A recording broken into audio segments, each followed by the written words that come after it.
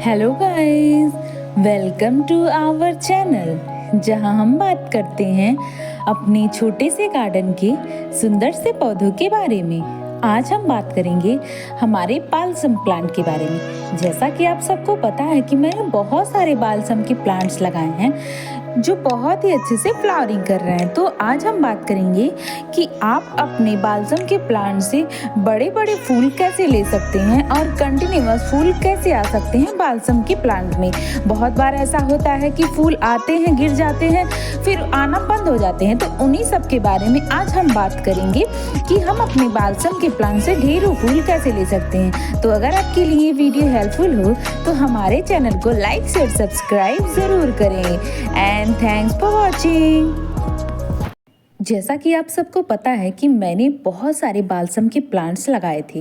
मैंने पहले भी आप सबको दिखाया है कि बहुत सारे कलर्स में वो लगाए थे। और एक ये जो मेरे पास खिला हुआ है बड़े बड़े फूलों वाला बालसम का प्लांट, ये मैंने मीशो से जो सीड्स मंगाए थे उससे मैंने लगाया था। तो बस एक ही ग्रो हुआ है। मुझे नहीं पता था कि ये बड़े फूलों वाला या फिर ये बड़े फ्लावर्स देने वाला बालसम का प्लांट है, और ये बस एक ही ग्रो हुआ था। उसी को मैंने लगाया। एक पॉट में मैंने बस एक जो पौधा ग्रो हुआ था बस वही लगाया, और वो बहुत अच्छे से ग्रो हुआ है। और फ्लावरिंग जितनी हो रही है वो आपके सामने है। आप देख सकते हैं कि बड़े बड़े फूलों वाला ये बालसम का प्लांट जैसे लगता है कि गुलाब के फूलों जैसा खिलता है ये बालसम का प्लांट। इसके गुलाब जैसे फूल बहुत ही सुंदर लगते हैं, बट ये एक ही कलर में है। और ये एक पौधा जो है वो बस ये पिंक के शेड में आप जो देख रहे हैं बस वही है। इसके पहले जो मैंने बालसम के प्लांट्स लगाए थे उसका फुल वीडियो मैंने YouTube पे डाला हुआ है, वो आप देख सकते हैं। उसमें बहुत सारे कलर्स में मेरे बालसम के प्लांट खिले हुए थे, बट ये जो है वो एक ही कलर में है। और आज हम इसी बारे में बात करेंगे कि इतने बड़े बड़े फूल हम अपने बालसम के प्लांट से कैसे ले सकते हैं। उसका भी एक ट्रिक है, एक रीजन है जो मैं आगे वीडियो में आपके साथ शेयर करूंगी। सबसे पहले तो हमें इसे सीड से लगाने के लिए हमें इसके सीड्स को ग्रो करना पड़ता है। मतलब हमें सीड से इसको ग्रो करना पड़ता है। आप डायरेक्ट इसको नहीं लगा सकते हैं। सीड्स इसके पहले आप ग्रो करिए, फिर वो उसके ट्रू लीव्स निकलने के बाद ही आप इसको ट्रांसप्लांट कर सकते हैं दूसरे पॉट में। तो सीड्स लगाने के लिए हमें कोकोपीट और वर्मी कंपोस्ट का इक्वल रेशियो रख करके सीड्स को लगाना रहता है। आप नॉर्मल गार्डन सॉइल में और गोबर की खाद में भी लगा सकते हैं, वो भी अच्छे से जर्मिनेट होंगे। ये वाला जो मैंने ये बालसम का प्लांट है वो मैंने नॉर्मल गार्डन सॉइल से ही ग्रो किया है, जो ये ग्रो हुआ है। उसकी उस सीड्स लगाने की भी वीडियो मैंने अपलोड करी है, वो भी आप चेकआउट कर सकते हैं। उसमें मैंने डिटेल में बताया है कि हम इन सीड्स को कैसे लगा सकते हैं और कब लगा सकते हैं। सीड्स जर्मिनेट होने के बाद जब उसके में 2-3 ट्रू लीव्स निकल जाएं, उसके बाद से हमें इसे दूसरे पॉट में ट्रांसप्लांट करना होता है। तो जैसा कि आपको पता है, मैंने जो पहले बालसम के प्लांट्स लगाए थे वो मैंने एक पॉट में 2 से 3 पौधे लगा दिए थे। वही मेन रीज़न है जो फूल जो उसमें आ रहे थे वो छोटे आ रहे थे। आपको जब भी लगाना है आप छोटे ही कंटेनर में लगाइए। ज़्यादा आपको 10 से 12-15 इंच के कंटेनर की ज़रूरत नहीं है, बट आप 6 से 8 इंच का भी कंटेनर कोई लेते हैं बालसम को लगाने के लिए तो उसमें आप एक ही पौधा लगाएं, वही बहुत अच्छे से ग्रो करेगा और तभी आपको बड़े बड़े फूल मिलेंगे उससे। आप देख सकते हैं मैंने ये मेरे 7-8 इंच का एक वो प्लास्टिक का डब्बा पड़ा हुआ था, उसमें मैंने लगाया है। और आप देख सकते हैं फ्लावरिंग कितने अच्छे से हो रही है और कितने बड़े बड़े इसके फूल आ रहे हैं। तो आप जब भी आप बालसम के प्लांट को लगाएं, एक कंटेनर में एक पॉट में बस एक ही पौधा लगाएं बालसम का।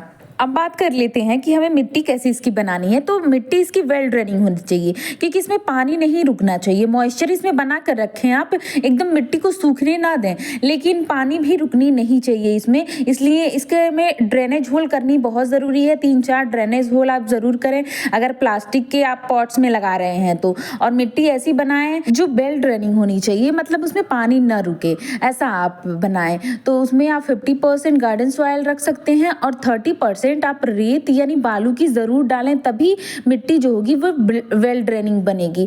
और 20% आप गोबर की खाद जरूर उसमें ऐड करें, क्योंकि खाद जब पड़ेगी तभी ये पौधा अच्छे से ग्रोथ करेगा। और अगर आपके पास नीम खली है तो 1 मुट्ठी नीम खली डालें, और अगर नहीं है तो आप 1 चुटकी 1 चम्मच के बराबर आप हल्दी की भी डाल सकते हैं, जिससे फंगस ना लगे, इस पौधे में इन्फेक्ट का अटैक ना हो। बस इसके लिए आपको 1 चुटकी या फिर 1 चम्मच टीस्पून के बराबर आप इसमें हल्दी डाल सकते हैं। पौधा ट्रांसप्लांट करने के बाद अगर आप इतना कर देते हैं, मिट्टी इसकी वेल ड्रेनिंग बना करके आप पौधा लगा देते हैं, तो पौधा बहुत ही अच्छे से ग्रोथ करेगा। बट कभी कभी क्या होता है, इसके पत्ते सिकुड़ने लगते हैं, छोटे होने लगते हैं। ये बहुत ही कॉमन प्रॉब्लम है, मेरे भी पौधे में हुई है। तो अगर जहाँ भी आपको दिखे कि इसके पत्ते मुड़ रहे हैं, सिकुड़ रहे हैं, छोटे हो रहे हैं, तो उसको आप पिंच कर दें, उस पौधे को ही हटा दें, काट दें, ताकि दूसरे पौधे पर वो प्रॉब्लम ना हो पाए। क्योंकि अब जहाँ से आप पिंच करेंगे, जहाँ से इसको प्रून करेंगे, वहीं से इसकी ग्रोथ फिर से स्टार्ट हो जाएगी। तो इसलिए आपको डरने की ज़रूरत नहीं है। जहाँ से भी आपको लगे कि इसकी पत्तियां मुड़ रही हैं, सिकुड़ रही हैं, छोटी हो रही हैं, तो वहाँ से आप इसकी प्रूनिंग कर दें। अब बात कर लेते हैं कि इसको सनलाइट की कितनी ज़रूरत पड़ती है, इसको पानी कब कब देना चाहिए। तो इसको फुल सनलाइट वाली जगह पे रखिए। जैसा कि आपको पता है कि मैं हमेशा अपने ये जो विंटर सीजन वाले जितने भी प्लांट्स हैं, मैं उसको टेरेस पे ही रखती हूँ। तो ऐसी जगह पे रखती हूँ जहाँ पे इसको 6 से 7 घंटे की धूप ज़रूर मिलती है। तो धूप इसको लगानी ज़रूरी है, क्योंकि धूप जब रहेगी तभी ये जो इसके फूल आएंगे तभी वो खिले खिले रहेंगे। अगर आप इसको कम सनलाइट देते हैं तो इसके फूल भी बहुत छोटे छोटे आते हैं, और पौधे की भी इसकी ग्रोथ बहुत ही धीरे होती है, ज़्यादा फास्ट नहीं होती है।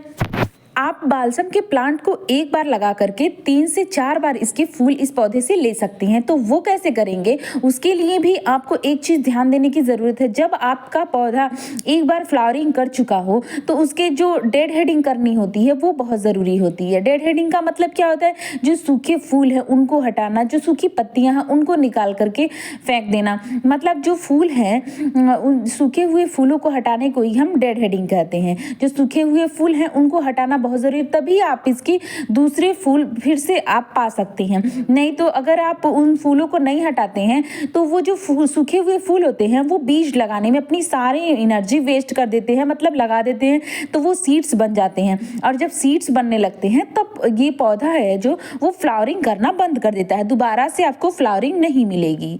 और अगर फूल आएंगे भी तो छोटे छोटे, कभी एक टहनी में आएंगे, एक में नहीं आएंगे, ऐसे हो जाते हैं। और पौधा भी आपका सूखने लगता है। सूखने का मतलब ये है कि पौधे की जो सारी एनर्जी है वो पौधे को ग्रोथ करने में नहीं बल्कि सीड्स बनाने में लग जाती है। इसीलिए ये पौधा एकदम झुलसा सा, एकदम सूखे पत्ते हो जाते हैं, टहनी इसकी सूखने लगती है, ऐसा लगता है कि पौधा खराब हो गया है। बट पौधा खराब नहीं होता है, वो अपनी सारी एनर्जी को सीड्स बनाने में लगा देता है। इसके पहले भी मुझे ये बात पहले पता नहीं थी कि इसकी डेड हेडिंग करनी रहती, इसलिए मेरा एक पौधा इसी वजह से खराब हो गया। तभी मैंने ये सीखा कि इसकी डेड हेडिंग करनी बहुत ही ज़रूरी है। तो बालसम के प्लांट एक बार आने के बाद जो स्पेंट फ्लावर्स होते हैं उनको हटाना बहुत ज़रूरी है, उनको आप हटा दीजिए, वरना ये दोबारा से फ्लावरिंग बिल्कुल भी नहीं करेंगे।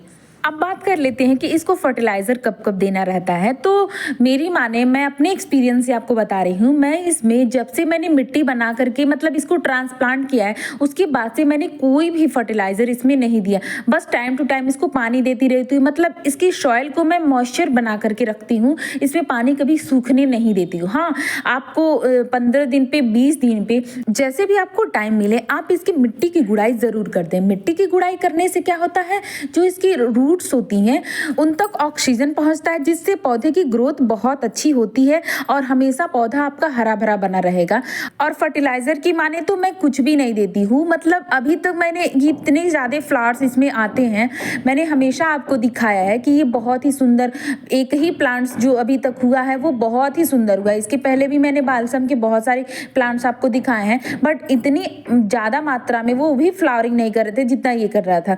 बट इसमें मैंने जब इसका गार्डन सॉइल जब इसको बनाया था तभी जो मैंने इसमें खाद डाली है, बस वही है। इसके अलावा मैंने कभी भी इसमें कोई खाद नहीं दी है और ये तब भी अच्छे से फ्लावरिंग कर रहा है। तो बस इन्हीं 2-4 चीज़ों का ध्यान देकर, जैसे कि सनलाइट इसको कितनी चाहिए वो भी मैंने आपको बता दिया, आप पानी की इसकी रिक्वायरमेंट कितनी है, तो मतलब इसकी मिट्टी को हमेशा मॉइस्चर बना करके रखें, बट पानी इसमें नहीं रुकनी चाहिए। ड्रेनेज सिस्टम बहुत अच्छा इसका होना चाहिए, जिस भी पॉट में आप लगाएं, चाहे प्लास्टिक के पॉट में लगाएं, चाहे आप मिट्टी के पॉट में लगाएं, किसी भी तरीके के पॉट में लगाएं।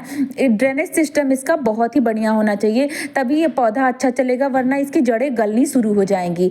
और तीसरा मोस्ट इम्पॉर्टेंट, इसकी डेड हेडिंग करनी बहुत ज़रूरी है। अगर आप दोबारा से फ्लावरिंग इसमें लेना चाहते हैं, कंटिन्यूअस फ्लावरिंग इसमें चाहते हैं आप, तो इसकी डेड हेडिंग करनी बहुत ही ज़रूरी है। आप हमेशा स्पेंट फूल को हटाते रहें, जिससे नए फ्लावर्स फिर से बनते रहें। तो अगर आपके लिए वीडियो हेल्पफुल हो और अगर आपको ये वीडियो पसंद आया है तो हमारे चैनल को लाइक शेयर सब्सक्राइब ज़रूर करें और कमेंट सेक्शन में अपना फीडबैक देना बिल्कुल भी ना भूलें।